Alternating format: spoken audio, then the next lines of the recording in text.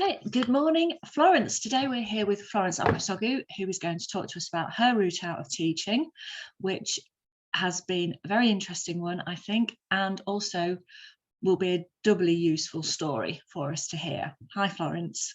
Hi, Melanie. Good to be here. Good to talk to you. Thank you for agreeing to participate in this. So I really wanted to talk to you because I think that what you've gone on to do with your career beyond teaching sort of completes a virtuous circle and will really help people, not just in terms of how you've managed to set up a successful career beyond teaching, but also what that career actually is. Because in mine, okay, I've set up a successful career, but how many ex-teachers are going to need a proofreader? Not hordes.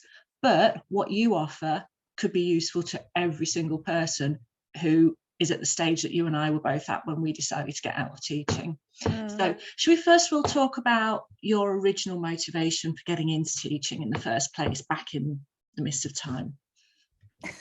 It's not that far back, but yeah. No, sorry, that made it sound like I was calling you as old as me. I realise you're not. Yeah, so I think like most teachers, you kind of fall into categories of why you want to go into teaching. Basically, it's either because you love your subject and you want to pass on that knowledge, or you've had a particular experience, whether that's been a good experience or a bad experience, and you feel that you want to be there for other people, to mentor and support them during that period of their life. So the latter was where I was coming from. My experience of education wasn't the greatest. I was introvert, and not just introvert, I was quiet, shy, really didn't feel that confident about who I was. And so especially the kind of secondary period was quite difficult for me. So I went on to study psychology, because that's what you do when you want to understand more about who you are, how you think, why you behave the way that you do, and you want to understand the world around you. And I really wanted a way to go back into education and support those kids that maybe were struggling like I did. So the plan was to become an educational psychologist. And at that time, you needed to have some lived experience of working with young people. And so I thought, okay, I've already been doing some mentoring and some tutoring, and I even did a summer placement at the DFES at that time, in the equality and diversity unit. So I was really very much about supporting especially ethnic minority students to really get the best chance in life. So I went into education for that reason, to be a role model, to be a mentor, to be that person who could be there for them, in a way that I wasn't supported when I was in education. Right. So were you primary or secondary? Well, psychology, so it was secondary. So they do have it at GCSE level now, and there was a little bit of that then, but it was mainly 16 to 19, and I was qualified to do Key Stage 3 religion. So I also taught that at Key Stage 3. Yeah, okay. How long did you actually teach for altogether? Well, so it wasn't continuous stint of teaching. So I qualified in 2005, and I officially left teaching last year, after I returned for a short period after my maternity leave. But as I said, it hasn't been continuous. It's been a couple of breaks during that period of time for various reasons, one being maternity leave. Yeah. Okay. And how many schools did you work in that time? Was it all in the same school? And did you have any promoted posts at any point? Any sort of responsibility? My first job was a permanent position, and I was there for like 4 or 5 years, and then I burnt out. At that time, I needed to take some time out of education, so I took like maybe a year or two out of education, out of teaching, but I was doing maybe some examining, some tutoring on the side alongside some other bits and pieces. And then when I felt able to go back into teaching, because it was all a very traumatic experience, when I felt ready to go back into teaching, I knew that I didn't want to do permanent anymore. So I did some temping and some supply agency work. So that took me to various places, too many to try and count, but you know, bits and pieces here and there. And what I liked about that was it gave me back some control and some ownership. One, because I could say no, you know, and that was the power so to say no. Yeah, exactly.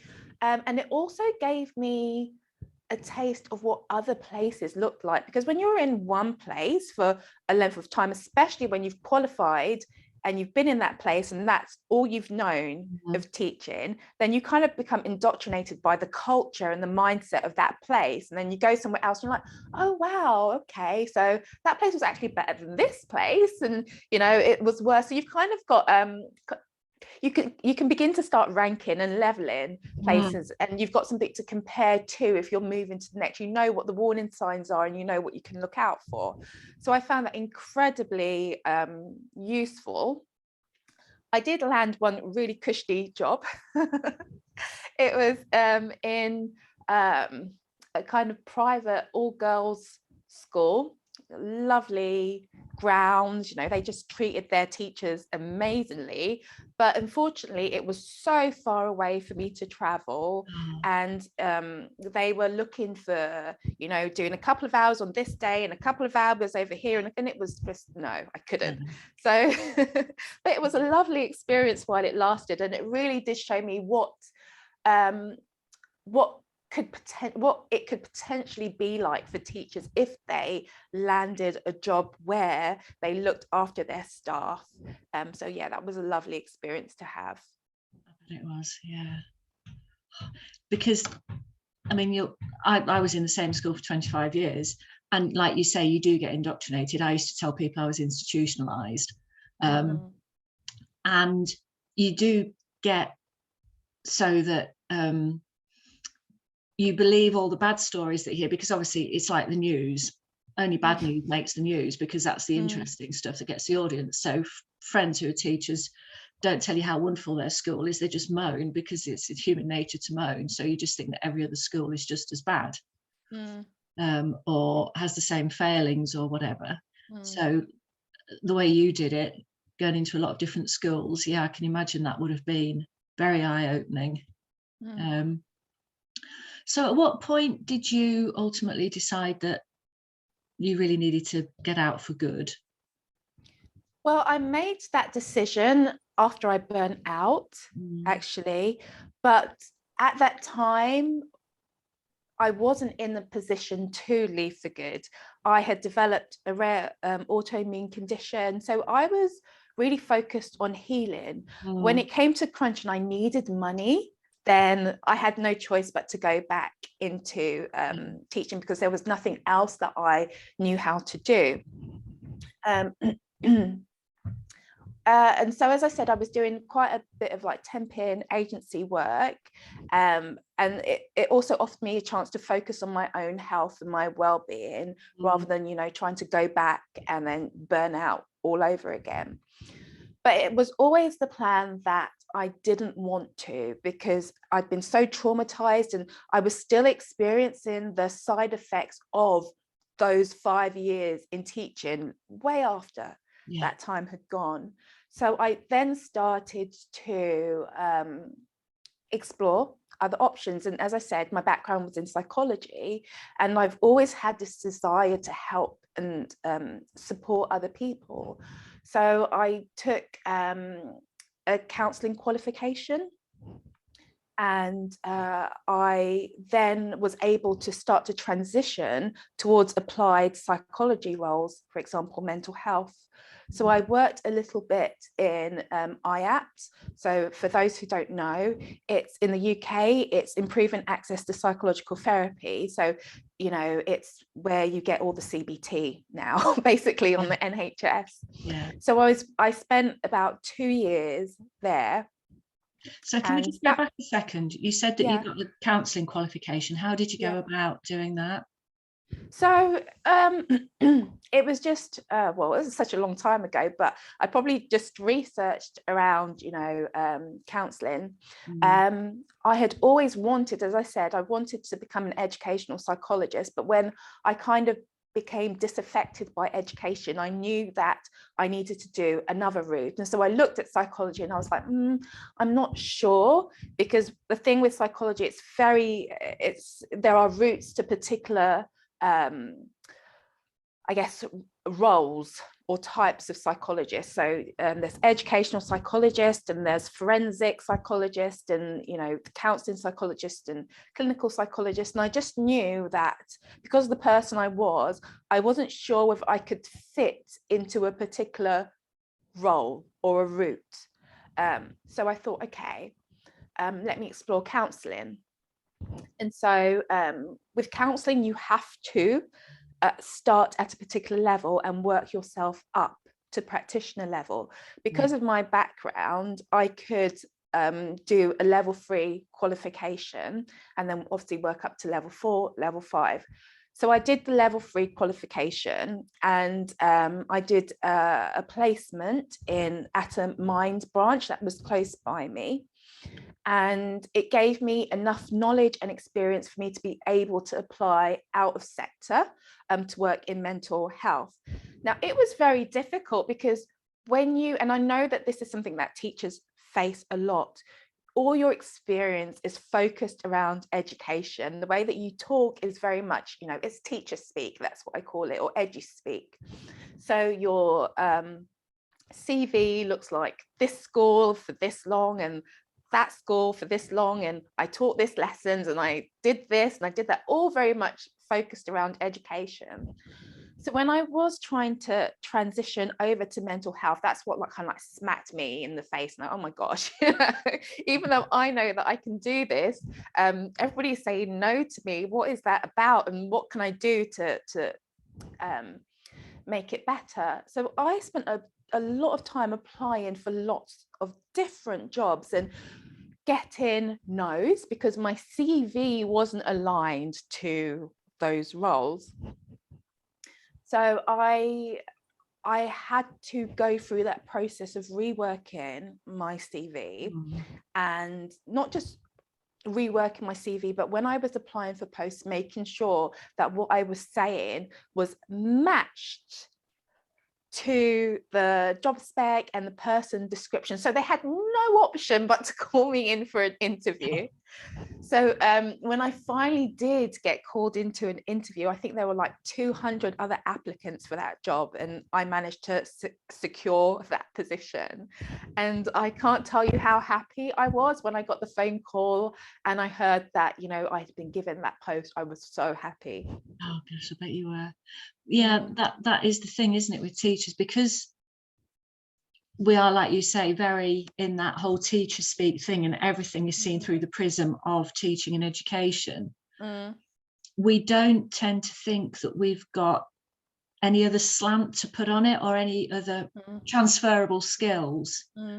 So like you did there, taking the job spec and the person description as the basis, we can, with a bit of clever rewording, change the emphasis of our experience and our knowledge and our skills to show that actually we've got a lot to offer for what this new role is. Because I mean, the skills you develop as a teacher, you're not just a teacher, are you? No. I mean, you're a negotiator, a conflict resolution expert, a nanny, a prison officer, just so many, that makes it sound awful, but so many different skills go into being able to stand in front of a classroom and teach. But we get so into the mindset because of the media narrative and Ofsted and senior management.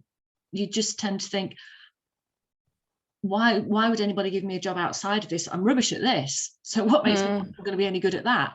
That's nonsense. Anybody standing in front of a classroom is not rubbish at it. No. So we need the confidence and the belief in ourselves to know how to put across to somebody outside of education what we have got to offer.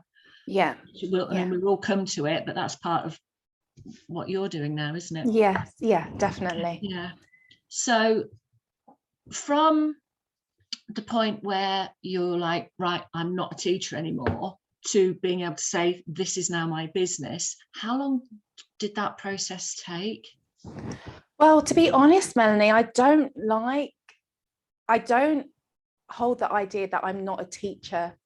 I am a teacher. I'm just not a teacher. Yeah. So because I think teaching is a part of who I am. Well, And isn't it? If you've gone into it for the right reason, like you yeah, did, like I did, as a vocation, yeah, you can never stop. You can leave education, you can stop being paid to be a teacher, but you're still, you still like to share knowledge, don't you? yeah, you do. You want to, I think teachers, they want to make the world a better place. They want to empower, they want to share knowledge, they want to equip, they want to grow, they want to enrich. So there's so much, as you said, that goes into being a teacher, and it's not just about transference of knowledge or information in order for a child or a student to pass an exam. You know, that's what they would like to boil it down to, but there's so much more to it than that. So even though I am not based in the classroom now, teaching is still a huge part of what I do with my clients, and even not with my clients, but when I share whatever it is I'm doing, even on this now, I am informing, I'm teaching, because, you know, that's about bridging the gap between where somebody is and where they could be. So yes, I am a teacher. And now I've forgotten the second part of what you said. What was the time frame between you leaving the classroom, shall we say, as an active teacher, to being able to say, yes, I now have this business idea and I've set up my business and I'm in business now? So I set up my business whilst I was still in the classroom. So I actually started coaching around 2013, 2014. So after I did the counselling qualification, I had started my own blog. And I, at that time, was sharing about my own healing journey. As I said, I have an autoimmune condition, and I was just sharing my experience, my journey. And what it did was it brought people to me who were like, oh my gosh, you know, I can see myself in your story, can you help me? So that's how I kind of fell into the work that I do now. It was very organic, you know, no marketing. I started blogging for my own healing, to be honest with you. And so I started working one-on-one with clients like that. And then I saw that there was a need for it. And that's when it shifted. So in 2018, I did a diploma to become a cognitive hypnotherapist. So that saw a huge transition in the way that I began to market myself. So it was a lot more strategic. It became a lot more strategic, and I was positioning myself as a mindset coach, as a confidence and courage coach, as an empowerment coach. So all of those things there. And so I began to attract clients with a lot more regularity than before. It was like dribs and drabs. So that's when 2018, 2019 was when I could say that I officially started coaching and mentoring properly. And then, as I said, I left last year. And whilst I was on maternity leave, what I did was I rebranded myself to begin to work primarily with teachers and educators. So before I was working with a different group of people, but when I became aware of, you know, this pull to give back to teachers, that's when I began to rebrand myself and really focus on working with teachers. Right. So now when you work with teachers, so a teacher comes to you, what's the process? So it's really about determining what their needs are and what their goals are. Sometimes it's not a good fit because it's very, I guess it's outcome oriented, that they just want to move from one job to another. And I'm quite clear, and I say, you know, my focus isn't simply helping you rework your CV or, you know, interview tactics and things like that. I offer a lot of mindset, empowerment, coaching, a lot of the kind of deep work that will enable you to change and create the life that you want. So I'm not a big believer in like, let's put a plaster over this situation because you're not happy. It's about, what do you want now? What are you afraid to let yourself dream is possible? And let's do that. That was your LinkedIn post today. Yeah. That, and like let's that. do that, because I'm gonna share something, and I do share it, but I, outside of teaching, which I feel is highly toxic anyway, and we both know that, it's like being in a really toxic relationship. The longer you are there, it kind of feels like it's harder to leave. But I was also in a toxic relationship with a real person for a long time. And when I left, it was like, I'm free. It took a while, but for me to kind of give myself permission to feel that. But I was like, I'm free. And it was the best feeling, because it meant that I could start again. And this time I could honor myself. I could create a life that felt good and was nourishing for me. And so I didn't want to simply just go from one thing to another just because there was space and emptiness. And what I find with teachers and educators, you're so used to being in this toxic relationship or this toxic environment, and you kind of find the courage for whatever reason to leave, and then there's this space, there's this gap. And what we naturally do is that we default back to what feels comfortable for us and what we've known, what we feel safe, and we don't challenge ourselves for different reasons to think about what else there could be out there for us. So I'm about working in that space of possibility and potential.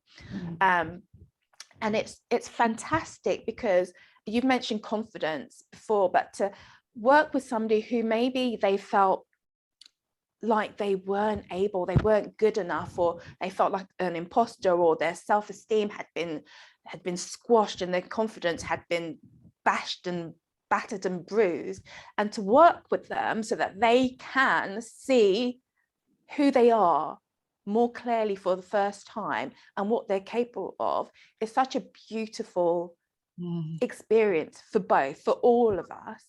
And then to support them to go out and do more than what they thought that they were capable of, that is a beautiful thing to be a part of.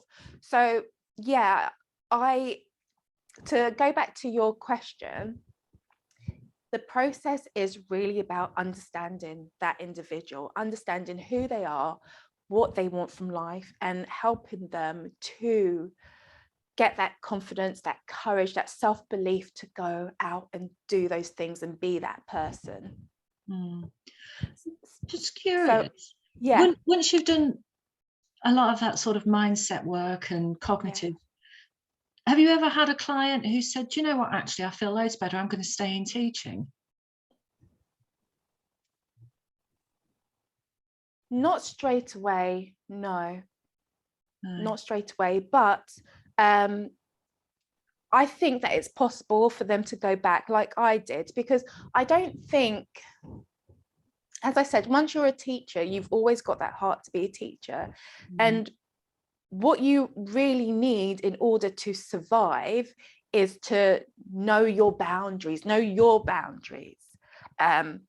And this is different to, putting boundaries in place, because we kind of when we think of putting boundaries in place, that's an outside thing. We're putting a line there and we're saying do not cross. But when you know your boundaries, then you can be more naturally assertive and confident.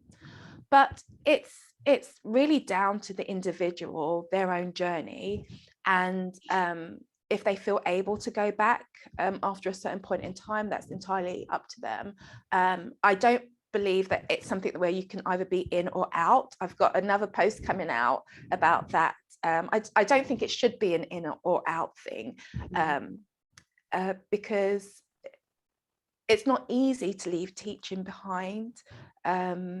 You choose it for a really important reason, and you're kind of forced out of it by circumstance. So I think that I wouldn't be surprised if clients in the future did want to give it another go. Yeah. So you just mentioned barriers. In your process, what would you say the barriers that you personally came across, if any, were in your journey from full-time teacher to full-time business owner? So I think mindset is huge. I think we underplay it so much as teachers. Well, I know that people in general do underestimate it. I think one of the reasons why as teachers is because the work that teachers do is so fast paced. There's no time to think. It's very reactive. So you're not aware of how much you're thinking, how much your beliefs and your emotions play a role in every action you take, every decision you make. So coming out of teaching and working for yourself, you are face to face with your own thoughts for maybe like the first time, and the reactions or the responses that come from feeling that way. You've got nobody kind of threatening you to make you kind of rush from one thing to another. You've got that pause to begin to think and reflect and question, oh my gosh. So yeah, mindset is a huge thing. And so I've invested heavily in that area because I'm a quick learner anyway. I can probably purchase a course around the strategy of running a business and implement it. But what will stop you from implementing are your thoughts and your beliefs about yourself. So you can know what to do, but whether you do it or not is contingent upon whether you feel that you can. So your advice in that regard would then be, yes, believe in yourself, do it. Would it? Yeah, I mean, it's easier said than done, isn't it, to believe in yourself? So I could say it, but I understand that that in itself is a process. As a cognitive hypnotherapist and somebody who has worked within mental health, I understand that there are layers, and there's work that needs to be done, and it's got to be walked out as well. So yeah. So just as a final thing, what is the name of your business and where can people find you? Okay, yeah. So my business is Aligned Flow, and you can find me at my website. It's called alignedflow.co.uk. It talks a little bit more about my story, why I started up the business and what I do, and how if you are interested, how you can work with me. At the moment, I've got one-to-one coaching, mentoring spaces, and I also have a teacher community that I'll be launching shortly. They both focus on the same thing. It's just obviously how I work in each space is different. The one-to-one is obviously tailored with more in-depth support, and the community is less about me doing the one-to-one coaching and mentoring, and more about a supporting environment and getting support from other people who are in the same boat as you. Right, that sounds really useful. I'll put the details of those in the description underneath. And of course, tell us about your YouTube channel. Okay, so yes, so I've started a live video show. So I do interviews a bit similar to what you're doing here, Melanie. And the name of my show is the Teacher Boss Show. And the premise behind this is really empowering teachers to become the boss of their life. So it's a play on the word boss. In, you know, when we think of boss, we're thinking about having your own business, but it's also about being the boss of your life. So your health, your well-being, your money, your relationships, all the bits and pieces that come and work together to make your life a happy, healthier, more fulfilling one. So interviews with various people who can equip teachers to take back ownership of their life and really create one that they don't need to escape from, because that's no fun. So that's called the Teacher Boss Show, and I can also give you the link to that, so that's there as well. Put that in the description as well. Yeah, brilliant. Right, thank you very much, Florence. I hope that everybody will feel that that's been as useful as I would have found it if I'd been able to listen to you a few years ago. So that's great, wonderful. Thank you very much. You're welcome, Melanie. It's been a pleasure.